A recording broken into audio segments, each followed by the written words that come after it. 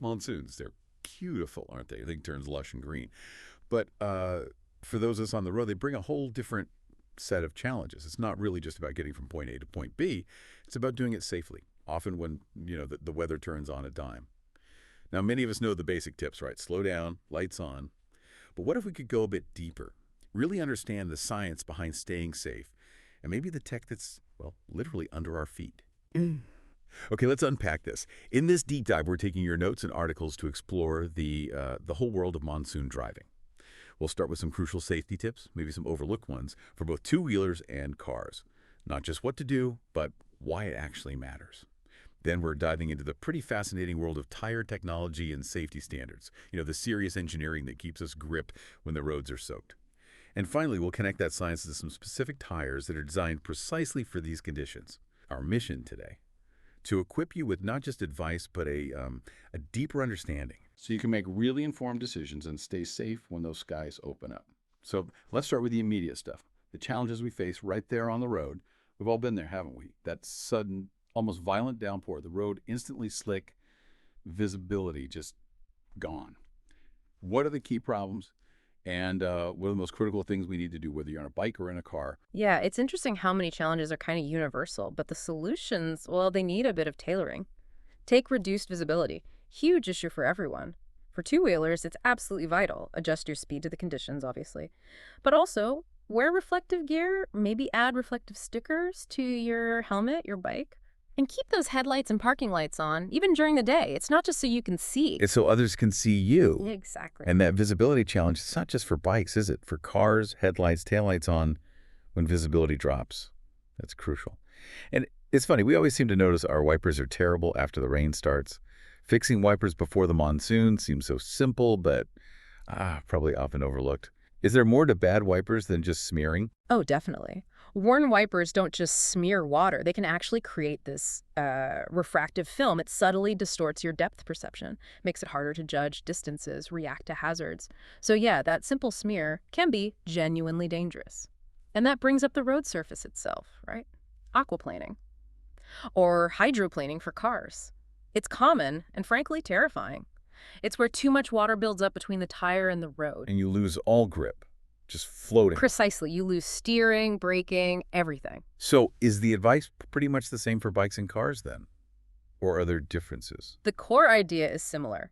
Keep the tire connected to the road. For two-wheelers, yeah, avoid puddles if you can. Maybe consider anti-slip or monsoon-specific tires. And importantly, maintain moderate, steady speeds. Avoid sudden braking. That helps the tire cut through the water. And for cars, same thing with speed. Avoid going too fast. Absolutely critical for cars to avoid aquaplaning. Keep the speed down. And if you have to go through deep standing water, say a flooded section, keep the car in first, maybe second gear. You need to balance the clutch and accelerator a bit. Keep the engine revs up. That helps prevent water getting sucked into the exhaust pipe and stalling you out. Okay, good tip. Now, another hazard, particularly in some regions, but really everywhere after heavy rain, potholes. For two-wheelers, hitting one unexpectedly can be really bad. Yeah, for bikers, slow down, scan ahead, safely swerve if you can see them in time, apply brakes gradually, and maintain a good following distance gives you more time to react. And cars benefit from that extra distance too, right? To react if the car ahead suddenly swerves or brakes for a pothole you haven't seen yet. Definitely. And, if visibility just plummets to near zero in a real downpour. Just pull over safely. Exactly. For both bikes and cars, find a safe spot and wait it out. It's the smartest thing to do. Okay, so that's rain, puddles, potholes. What about other stuff, like strong winds, especially during thunderstorms? Those can be really treacherous, especially for lighter vehicles. So what's the thinking there? Well, first, check the forecast. If thunderstorms are likely, maybe postpone the ride or journey if you can. For two-wheelers particularly, try to avoid exposed areas like highways if it's really windy. And definitely don't shelter under trees. Lightning risk, falling branches, just not worth it. The mantra is slow and steady, reduces the chance of being blown off balance by a sudden gust. Makes sense. And the trickiest one, flooded streets. Ugh, yeah. For two-wheelers, waterproof gear is a must. If the water's shallow enough, sometimes walking the bike through is safer. Avoid sudden braking or acceleration, very easy to lose traction. And be super aware of hidden hazards. Open manholes, debris, You just can't see them. And that awareness applies to cars, too, knowing what might be under the water, even watching the weight from other vehicles. Absolutely. Situational awareness is just paramount in floods. Okay, so we've got some really solid driving habits covered there, critical stuff. But now let's get down to that contact patch. What's actually happening where the rubber meets the, well, very wet road? What are our tires doing, or what should they be doing to keep us safe? Let's dive into the science and the standards behind tire performance. Right, and this connects directly to safety, doesn't it? A huge part of staying safe in monsoons boils down to tire design and performance. It's not just random. There are really rigorous standards. Like in India, there's the automotive industry standard AIS 142DF. It evaluates tires on key things: rolling sound emissions, adhesion on wet surfaces, that's your wet grip, and rolling resistance, which relates to fuel efficiency. And this standard, it's aligned with the UN R117 regulation, which is basically a global benchmark. A global gold standard, okay. Yeah, it ensures tires meet critical safety and environmental levels. It really sets the bar. So what does that mean for us, the drivers, the riders? When we hear wet grip, how do they actually measure how well a tire sticks to a wet road? Is it just a feeling? Oh, no, it's very scientific. Think of it like a standardized test for stickiness.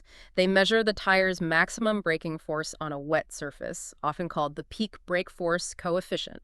And they compare that against a standard reference test tire, an SRTT. Like a control tire? Exactly, a universal yardstick. This comparison gives you a wet grip index, or G. For a standard passenger car tire, what they call Class C1, that index G has to be 1.1 or higher, meaning it has to be at least 10% better at stopping in the wet than that standard reference tire. Okay, that's quite specific. It is. The testing involves special instrumented cars or trailers. They brake hard, usually from 80 kilometers per hour down to 20, on a surface that's wetted in a very precise way. Even the test track surface itself has strict specs, like the size of the gravel chips, the texture depth. It's all controlled to ensure the tests are consistent and repeatable, like a lab experiment. Wow. Okay, that's incredibly detailed. And you mentioned rolling sound emissions, too. Why is tire noise part of this safety and performance standard? Well, it's mostly about environmental noise pollution, especially in cities. Quieter tires mean quieter roads. The testing for this is also super precise. A vehicle coasts past microphones placed at a specific distance, 7.5 meters, and height, 1.2 meters. They measure the maximum sound level as the tires roll by. Even air temperature, track temperature, wind speed, it's all monitored and factored in.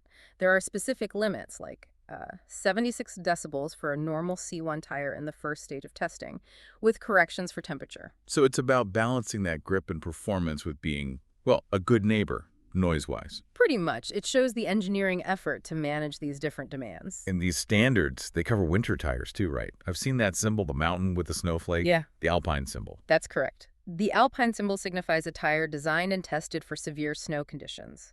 They're tested using specific braking or acceleration tests on snow-covered surfaces.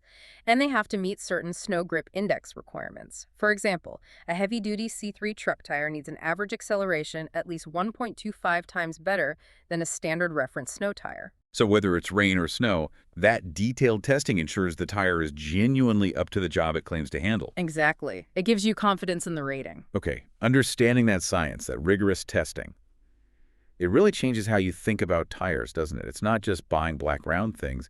It's an informed safety choice. So with all that engineering packed in, which tires are actually out there making a difference on monsoon roads? What are some specific examples we could look for? Right, so connecting the science to the shop floor, as it were.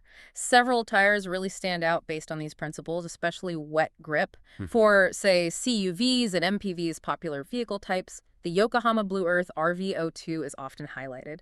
It's known for exceptional wet performance, its handling, the anti-uneven wear design, the low noise. A lot of that comes down to its nano-blend rubber compound. Nano-blend, sounds fancy. Well, it's about optimizing the rubber mix at a microscopic level, specifically for wet grip. It's that science we talked about put into practice. Right. It aims for that tangible safety edge, plus a smooth, quiet ride, even on slick roads, and potentially better fuel efficiency, too. Okay.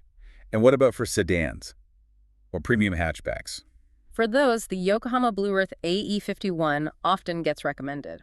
Similar story, it uses an advanced nanoblend compound, excels in both wet and dry handling, offers good stability, low rolling resistance, and again, aims for a quiet ride. It's that focus on the compound chemistry. So it really does seem like these advanced rubber compounds and the tread design are key for wet grip. Absolutely. Take the CE8 Secura drive, aimed at premium sedans. It uses a silica-rich compound. Silica rich? How does that help? Silica helps the rubber stay flexible, especially at lower temperatures often found in rain, and improves how it conforms to the wet road surface. Basically, it hugs the road better. That tire also features specific tread patterns designed to channel water away from under the tire very efficiently, keeping that contact patch clear. Similarly, the Apollo Alnac 4G, for hatchbacks and sedans, also emphasizes enhanced wet grip and good cornering, likely through similar compound and tread design strategies. Now, fuel efficiency always comes up. People want good mileage. Can you really get good wet grip and good fuel economy?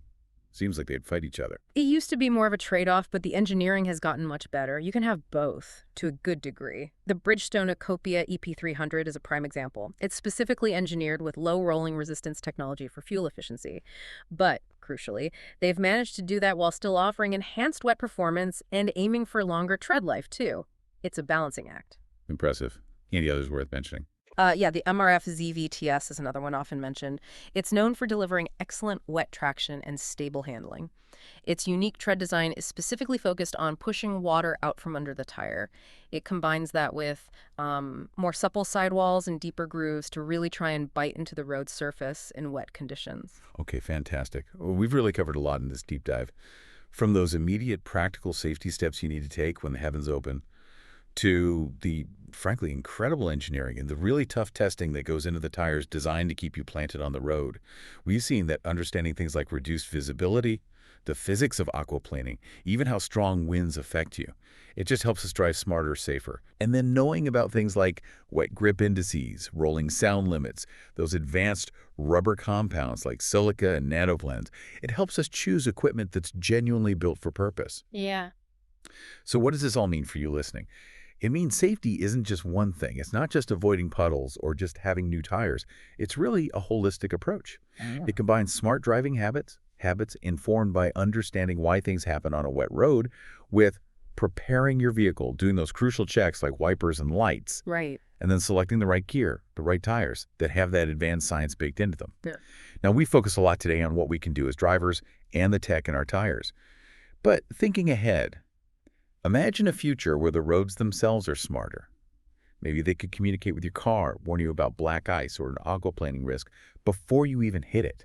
Ooh, interesting. Or perhaps vehicle systems that could actively adjust suspension or braking based on real-time data from sensors reading the road surface. So here's something to ponder. Beyond our own actions in the tires, what advancements in road infrastructure, or maybe vehicle-to-infrastructure communication, what do you think would be the ultimate game changer for making monsoon travel truly safe in the future? Something to think about until our next deep dive.